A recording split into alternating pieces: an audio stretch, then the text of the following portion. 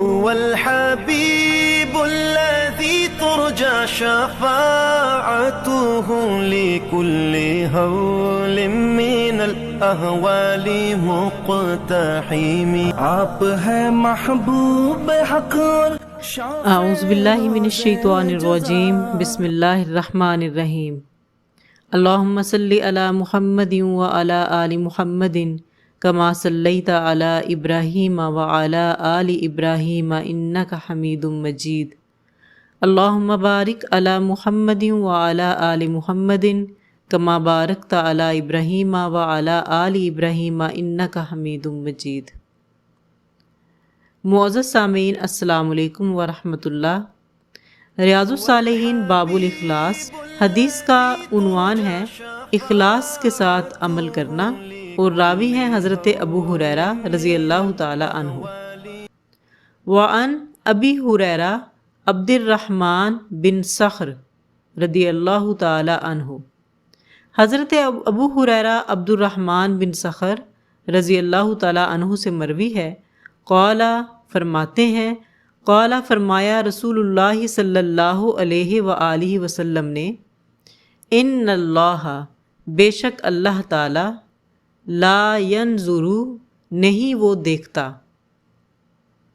الی طرف اجسامکم تمہارے جسموں کی، وہ تمہارے جسموں کی طرف نہیں دیکھتا، ولا اور نہ ہی الی صورکم تمہاری صورتوں کی طرف، ولیکن اور لیکن ینظر وہ دیکھتا ہے الی قلوبکم تمہارے دلوں کی طرف. حضرت ابو ہریرہ عبد الرحمن بن صخر رضی اللہ تعالی عنہ سے مروی ہے، فرماتے ہیں کہ رسول اللہ صلی اللہ علیہ وآلہ وسلم کا فرمان عالی شان ہے، بے شک اللہ عز وجل تم لوگوں کے جسموں کی جانب اور تم لوگوں کی شکلوں کی جانب نہیں دیکھتا، لیکن وہ تمہارے دلوں کی طرف دیکھتا ہے. تعارف راوی حدیث ابو ہریرہ. آپ کے نام اور نسب میں کچھ اختلاف ہے. زمانہ جاہلیت میں آپ کا نام عبد الشمس یا عبد عمر تھا. اسلام میں آپ کا نام عبداللہ یا عبد الرحمن ہوا.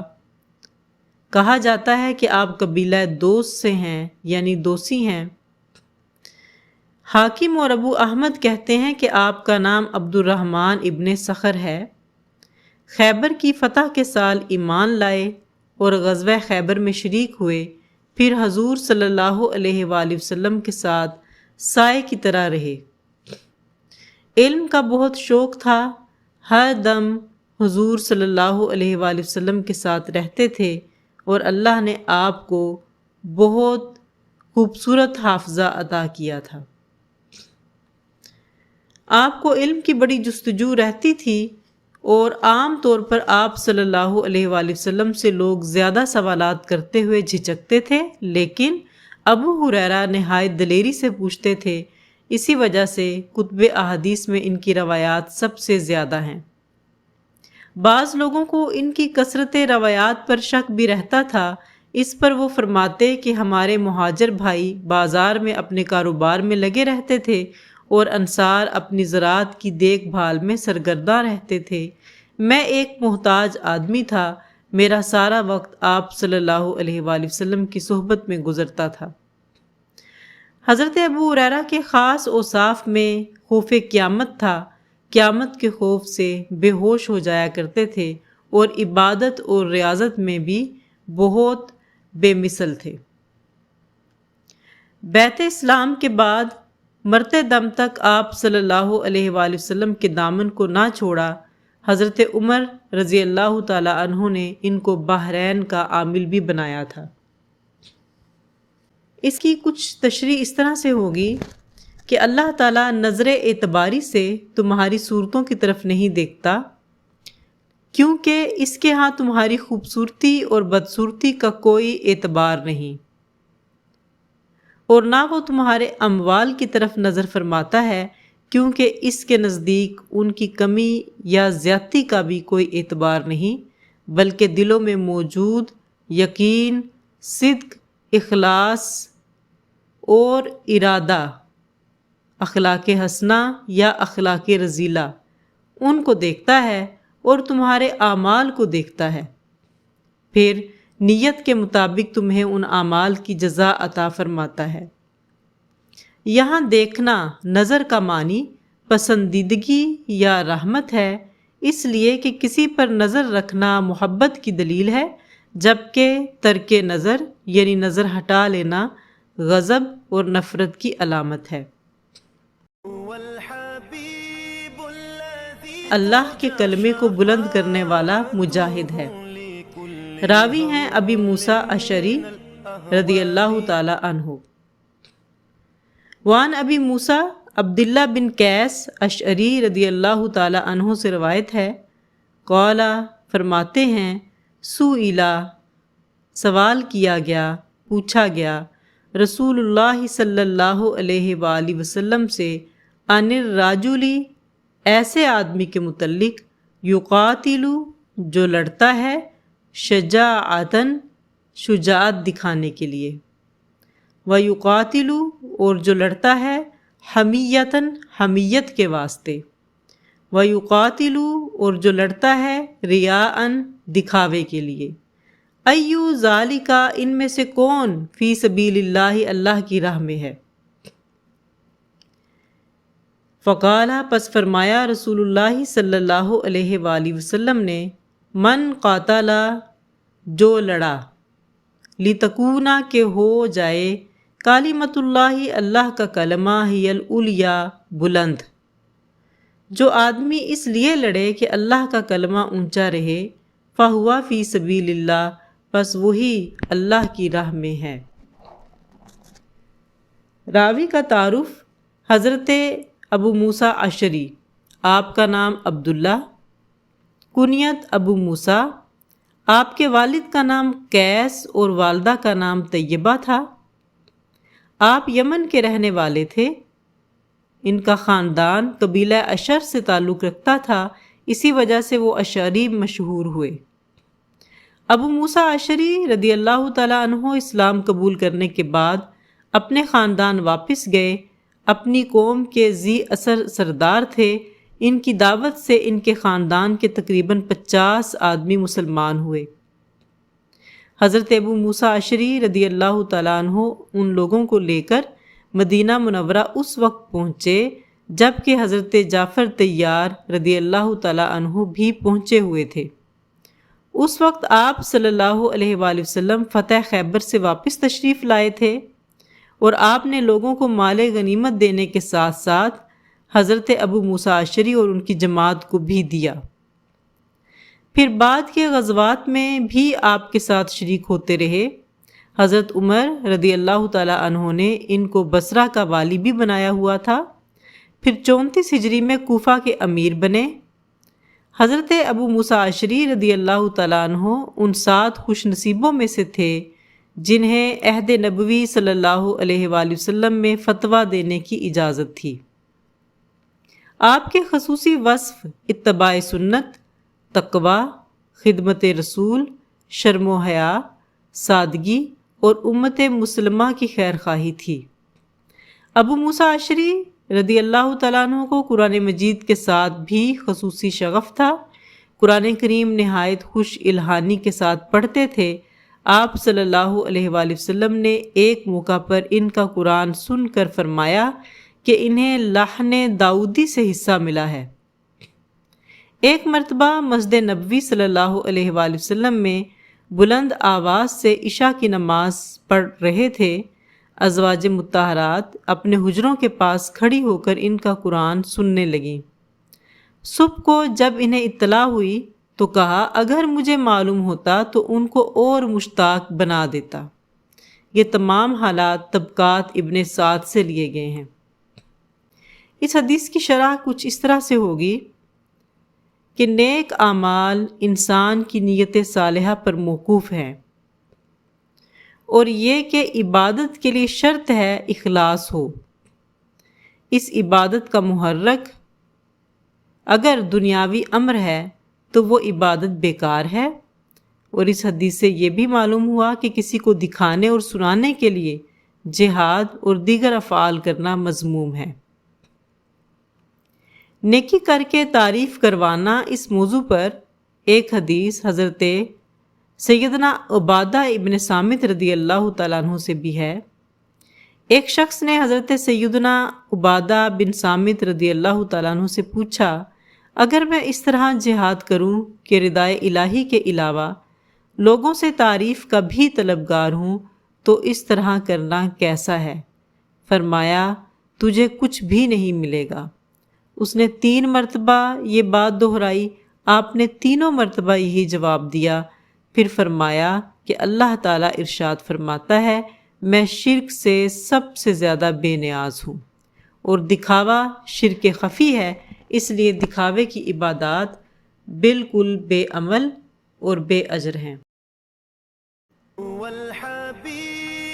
حدیث کا عنوان ہے بری نیت پر عذاب، اور راوی ہیں ابی بکرہ نفع بن حارث ثقفی۔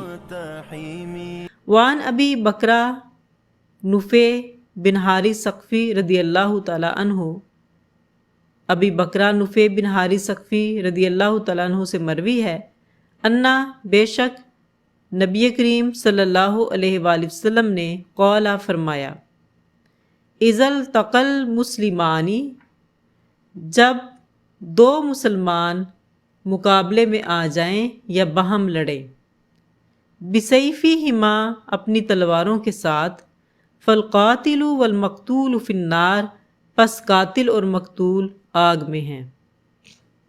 قلت، عرض کیا گیا، یا رسول اللہ صلی اللہ علیہ وآلہ وسلم، ھذا القاتل، یہ تو قاتل ہے، فما بال المقتول، مقتول کی کیا سزا ہے؟ قال، آپ نے فرمایا، انہ کان حریصا، وہ بھی حریص تھا، علی قتل صاحبہ، اپنے صاحب کے قتل پر۔ اس کو اردو میں دیکھتے ہیں مکمل ترجمہ۔ حضرت ابو بکرہ نفع بن حارث ثقفی رضی اللہ تعالیٰ عنہ سے مروی ہے کہ رسول اللہ صلی اللہ علیہ وآلہ وسلم کا فرمان عالی شان ہے، جس وقت 2 مومن اپنی تلواریں لے کر ایک دوسرے کے مقابلے میں آ جائیں تو قاتل اور مقتول دوزخ میں جائیں گے۔ میں عرض گزار ہوا، یا رسول اللہ صلی اللہ علیہ وآلہ وسلم، یہ قتل کرنے والا تو دوزخ میں جائے گا، مگر کیا جرم ہے قتل ہونے والے کا؟ تو آپ نے ارشاد فرمایا، کیونکہ قتل ہونے والا بھی حریص تھا اپنے ساتھی کو قتل کرنے کا۔ متفقن علیہ، اس پر بخاری اور مسلم کا اتفاق ہے۔ راوی کا تعارف، آپ کی کنیت ابو بکرہ ہے، جبکہ آپ کا نام نفع ابن حارث ہے۔ آپ قبیلہ ثقیف سے تعلق رکھتے تھے۔ آپ کے دادا کا نام کلدہ تھا۔ بکرا کے معنی لکڑی کی چرخی کے ہیں جس پر ڈول کی رسی چلتی ہے۔ جب آپ صلی اللہ علیہ وآلہ وسلم نے طائف کا محاصرہ کیا تو یہ بھی اس چرخی کے سہارے لٹک کر کودے تھے، اور آپ صلی اللہ علیہ وآلہ وسلم کی خدمت میں آ کر مسلمان ہوئے۔ آپ نے انہیں اپنا بیٹا بنا لیا تھا۔ آپ صلی اللہ علیہ وآلہ وسلم نے ان کو ابو بکرہ کہہ کر مخاطب فرمایا اور انہیں آزاد بھی فرما دیا، لیکن وہ اپنے آپ کو حضور صلی اللہ علیہ وآلہ وسلم کا غلام ہی کہتے رہے۔ بصرہ آباد ہونے کے بعد بصرہ آ گئے اور شروع میں مدینہ منورہ میں رہے۔ فتنے سے بہت دور رہتے تھے، یہاں تک کہ جنگ جمل اور جنگ صفین میں بھی انہوں نے شرکت نہیں کی۔ ان کا خصوصی شغف عبادت تھا۔ اس حدیث کی شرح کچھ اس طرح سے ہوگی، آپ صلی اللہ علیہ وآلہ وسلم نے مقتول کے دوزخی ہونے کی یہ وجہ فرمائی کہ وہ بھی اپنے ساتھی کو قتل کرنے پر حریص تھا۔ معلوم ہوا کہ نیت کا فعل میں بہت عمل دخل ہے، صرف اس کی بری نیت کی وجہ سے اس کو دوزخی فرمایا گیا۔ علماء کرام فرماتے ہیں، جب 2 مسلمان آپس میں ایک دوسرے کو ناحق قتل کرنے کے ارادے سے کسی بھی ہتھیار مثلاً تلوار، خنجر، بندوق وغیرہ سے حملہ آور ہوں اور ان میں سے کوئی ایک دوسرے کو قتل کر دے تو قاتل و مقتول دونوں کی سزا جہنم ہے۔ قاتل تو ناحق قتل کرنے کی وجہ سے اور مقتول قتل کے پختہ ارادے کی وجہ سے، کیونکہ اگر پہلے اس کا وار چل جاتا تو یہ اسے قتل کر دیتا، لہٰذا اسے بھی قتل ہی کا گناہ ملے گا، لیکن یہ حکم اس وقت ہے جب دونوں باطل پر ہوں۔ ہاں، اگر کوئی ایک حق پر ہو تو صرف باطل والا ہی گناہ گار ہوگا، جیسے کوئی مسلمان اپنا مال، عزت یا جان بچانے کے لیے کسی چور ڈاکو سے مزاحمت و مقابلہ کرتے ہوئے قتل ہو جائے تو چور ڈاکو ہی جہنمی ہوں گے، جبکہ یہ قتل ہونے والا شہید کا مرتبہ پائے گا۔ اسی طرح محدثین یہ بھی فرماتے ہیں کہ اس حدیث میں لڑائی سے مراد وہ لڑائی ہے جو دنیاوی حمیت و عصبیت کی وجہ سے کی جا رہی ہو، کوئی شرعی معاملہ ان کے باہمی قتال کی بنیاد نہ ہو، اور اگر کوئی شرعی معاملہ ان کے درمیان لڑائی کا ذریعہ بن رہا ہو اور دونوں اپنے اپنے اجتہاد کی وجہ سے اپنے آپ کو حق سمجھ کر دوسرے سے لڑائی کر رہے ہوں تو اس صورت میں وہ اس وعید میں داخل نہیں ہوں گے۔ حریصاً علی صاحبیہ، بخاری کے الفاظ ہیں، جبکہ مسلم شریف میں ہے انہ قد ارادہ قتل صاحبیہ، کہ اس نے ارادہ کیا اپنے صاحب کو قتل کرنے کا۔ والحبیب الذی ترجى شفاعته